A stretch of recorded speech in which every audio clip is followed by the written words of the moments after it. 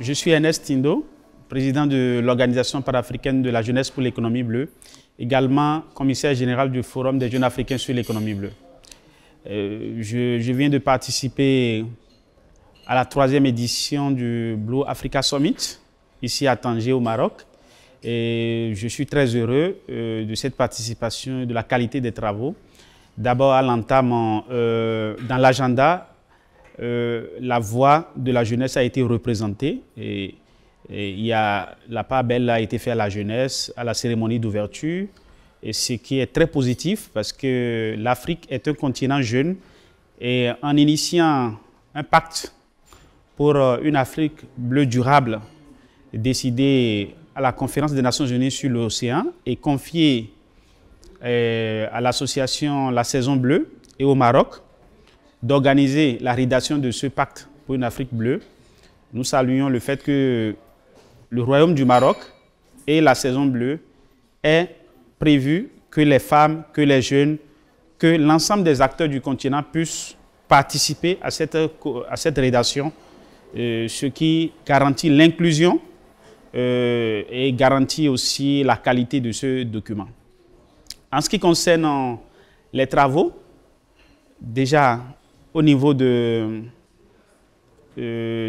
panel du collège Économie bleue et Finances, nous avons participé à ce panel et nous avons apporté notre modeste contribution, notamment sur la question économique, la durabilité des activités économiques et la résilience, durabilité et résilience des activités économiques dans l'économie bleue parce que nous sommes à l'ère des changements climatiques qui impactent la plupart des activités qui se mènent dans l'environnement marin et côtier.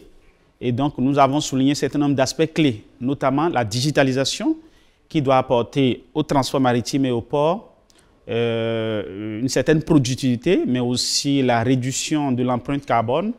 Et cela aussi a un impact positif sur l'emploi des jeunes parce qu'il y a un certain nombre de métiers qui se développent avec le numérique et nous avons encouragé que ces aspects soient pris en compte dans ce pacte pour une économie bleue durable.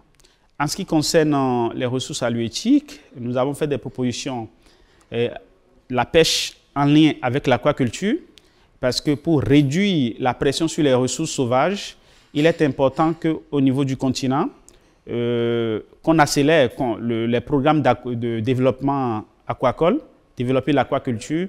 Cela va aussi générer de l'emploi pour les jeunes, développer une chaîne de valeur autour de l'aquaculture pour la sécurité alimentaire, parce que c'est très important pour l'évolution démographique sur le continent.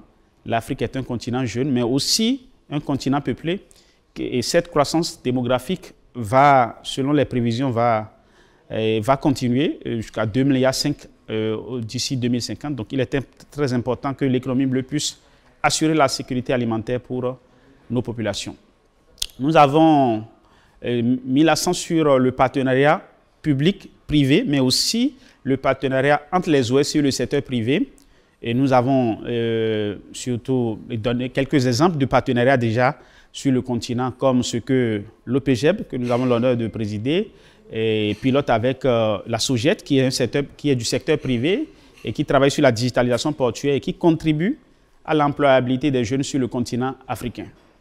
En ce qui concerne spécifiquement le collège dédié à la société civile, nous avons souligné avec l'ensemble des autres collègues la nécessité de converger les actions des OSC sur le continent, les OSC qui interviennent dans différents secteurs afin que les organisations de la société civile puissent parler d'une même voix, afin qu'elles puissent aussi converger leurs efforts pour davantage réussir des plaidoyers solides auprès des gouvernants pour que la question de la protection de l'environnement, la question de l'inclusion, la prise en compte des populations côtières, les femmes et les jeunes dans l'économie bleue soit une réalité. Je vous remercie.